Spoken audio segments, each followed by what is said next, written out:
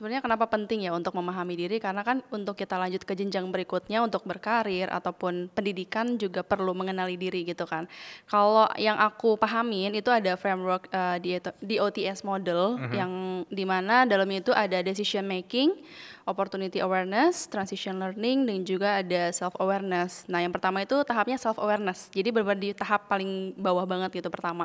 Self awareness ini tuh kayak kita mengenali kelebihan sama kekurangan diri gitu. Kita tahu kompetensinya kita, value-nya kita apa gitu. Dan itu caranya ada dengan eksplorasi gitu. Makanya buat Gen Z yang masih kuliah tuh penting banget ya buat kita eksplorasi, kayak entah itu mungkin banyak yang bilang, ngapain ikutan BEM atau HIMA atau apa. Tapi kalau menurut aku selagi kegiatannya menambah skill sih nggak apa-apa ya gitu. Apapun itulah, kayak volunteer ataupun magang itu boleh banget gitu. Jadi jangan yang kuliah pulang gitu. Makanya bener ya, jangan kubu-kubu tuh karena nggak ada yang didapat gitu. Karena kuliah tuh kan nggak cuman untuk belajar, tapi kita dapat hal-hal yang entah itu bersosialisasi ataupun juga cara berpikir kita dan juga soft skill kita gitu. Yang kedua itu ada opportunity awareness gitu, yang dimana itu kita mengenali pekerjaan yang akan kita ambil nantinya gitu. Jadi gimana caranya adalah dengan riset tentunya gitu. Kalau riset kan udah banyak ya, sekarang di TikTok, di YouTube itu udah yang banyak banget nge-share. Kalau zaman aku kan dulu ada sih di YouTube doang ya, di Google juga gitu. Tapi kalau sekarang udah banyak banget gitu. Nah itu juga jadi perlu mendalam lagi ya untuk risetnya, dan juga dari eksplor tadi itu kita jadi lebih paham juga, kalau udah pernah magang kita lebih tahu nih ternyata di bidang A, bidang B kita lebih cocok misalnya gitu. Jadi itu lebih mendalami gitu. Kemudian yang ketiga ada decision making. Decision making ini tuh adalah cara kita mengambil keputusan karir gitu. Ketika kita udah tahu kita mau ke bidang apa, bidang A, bidang B, kemudian juga cocok apa enggak sama value-nya kita gitu. Akhirnya kita memutuskan untuk apakah kita mau terjun ke situ atau enggak gitu. Nah itu juga sebenarnya banyak banget orang yang struggle di decision making ya, karena untuk memutuskan karir itu kan memang sulit ya gitu. Kita kadang-kadang cocok nggak sih, kadang udah kerja bertahun-tahun juga nggak cocok gitu kan, karena ada struggle di sana gitu. Ya, dan ternyata kalau setelah diulik-ulik lagi tuh balik lagi karena kita belum kenal diri gitu. Yes. Jadi ketika aku udah kerja di A, di B sampai 40 tahun, kadang-kadang ada yang pengen switch career kan gitu. Yeah. Sebenarnya nggak masalah kan gitu switch career, tapi kalau misalkan memang selalu berubah-ubahnya sering banget, mungkin tanda tanya gitu. Perlu mengenali diri lagi. Jadi balik lagi ke tahap yang pertama gitu kan. Gitu. Tapi kalau udah dilewati itu, kita lanjut ke transition learning, transisi gitu, dari masa yang mungkin dari SMP ke SMA, SMA ke kuliah, kuliah ke kerja gitu. Ada tahapan-tahapan untuk kita bisa survive di situ gitu, adaptasi lah gitu kan. Nah caranya adalah dengan kita tentunya melatih skill kita gitu, entah itu kita ikut pelatihan gitu ya. Kalau zaman dulu aku waktu pas masih masuk baru pertama kerja gitu, aku ambil sertifikasi yang memang mendukung aku untuk sebagai HR gitu kan. Jadi disitulah supaya aku bisa bertahan bekerja ya gitu, untuk adaptasi. Terus juga aku ada skill public speakingnya itu dengan ikut les juga sebelumnya gitu. Jadi hal-hal itu tuh selalu diasah aja gitu, karena memang untuk bertransisi mungkin kita akan entah promosi atau mutasi gitu ya, itu juga butuh persiapan-persiapannya dengan hal-hal tadi gitu, untuk kita mengasah skill kita gitu. Berarti konteksnya self awareness ini dari sisi kehidupannya bikin kita jadi versi lebih baik. Bahkan dalam konteks karir yang kayak dipelajari oleh istri sendiri, itu juga versi kita lebih baik dalam dunia kantor atau dunia kerja. Betul. Ya. Kalau aku tanya, misalnya self awareness dari diri kita sendiri yang paling dalam, kemudian kita sendiri tidak memahami itu, bagaimana kita bisa menyesuaikan sama dunia di kantor? Betul.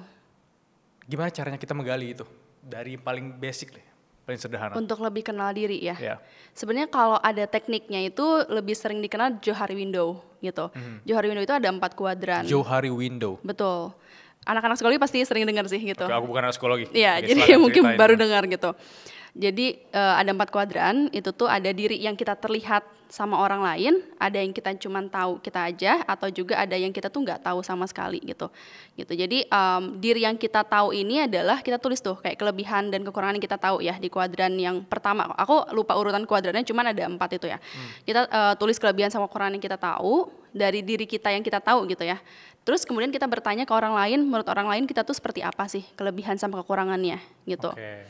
Terus juga ada diri tersembunyi itu yang kita belum tahu nih potensi kita tuh apa gitu. Jadi kayak misalkan, mungkin menurut orang lain kita tuh bakat untuk A, bakat punya potensi A, B, C, D gitu. Tapi kalau kita sendiri tuh nggak tahu misalnya gitu. Jadi ada bakat yang yang orang lain tahu tapi kita enggak.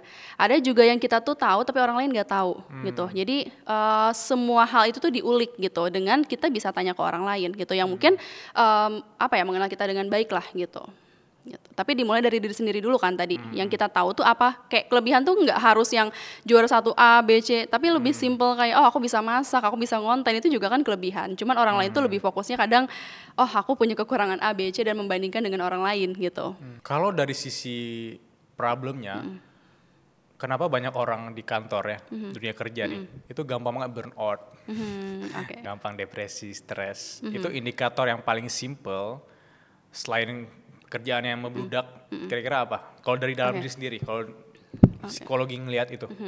Kalau dari aku memang ada kaitannya lagi dengan pengenalan diri. Dalam artian kita tahu gimana cara kita kerja supaya kita nggak burn out itu gitu. Jadi kita kenalin emosi kita. Kalau aku misalnya, karena kan aku lagi lanjut profesi ini gitu. Tentunya itu banyak banget tugas dan praktek yang bikin burn out juga sebetulnya.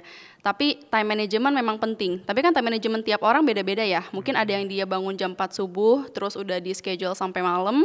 Ada juga yang dari jam 6 pagi sampai jam misalkan sore gitu ya. Ada juga yang mungkin dari siang tapi memang produktifnya sampai malam banget misalnya. Kan beda-beda gitu ya. Dan jam belajar juga beda-beda gitu. Jam kerja juga beda-beda. Jadi gimana cara kita untuk mengenali cara kerja kita tuh gimana sih? Itu yang pertama gitu.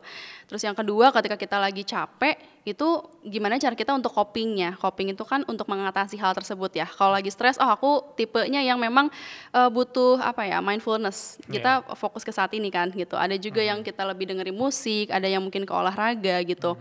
Jadi kita harus tahu dulu nih kita tuh butuhnya seperti apa gitu.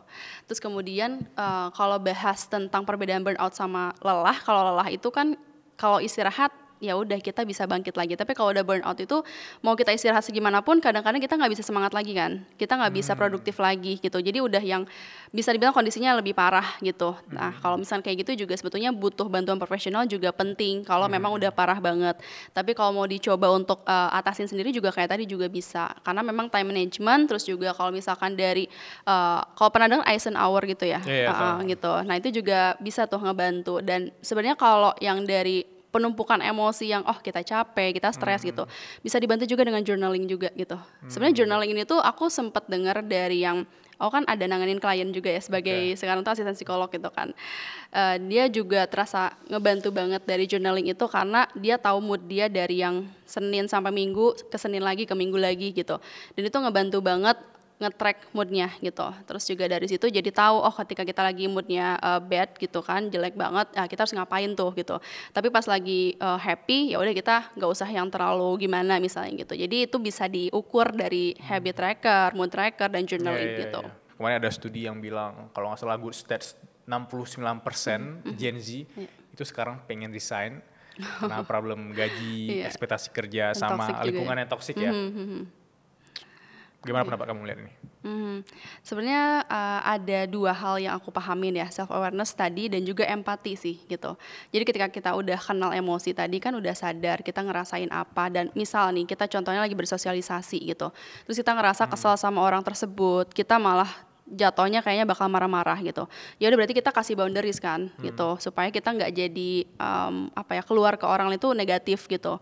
Dan empati ini juga penting ketika orang lain, karena mungkin di psikologi ya, jadi kayak ketika ngeliat orang lain marah atau misalnya ada masalah atau bahkan ketika dia berlaku jahat gitu ya, jadi ngelihatnya tuh apa sih yang membuat dia kayak gitu, karena selalu ada alasan dibalik itu kan gitu. Jadi kayak kita berempati, apa yang dia rasakan, apa yang dia lagi alamin sekarang makanya dia kayak gitu. Jadi kita perlu melihat sudut pandang lain supaya ya kita pengen dia mengerti ya, tapi kita juga harus mengerti orang lain dulu kan, supaya kita tahu sudut pandang lain, yang membuat dia seperti itu kayak gitu.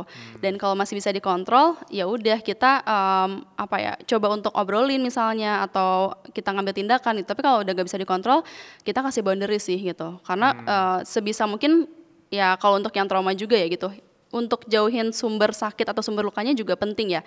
Sampai kita mungkin merasa cukup baik, baru kita coba untuk hadapin lagi gitu.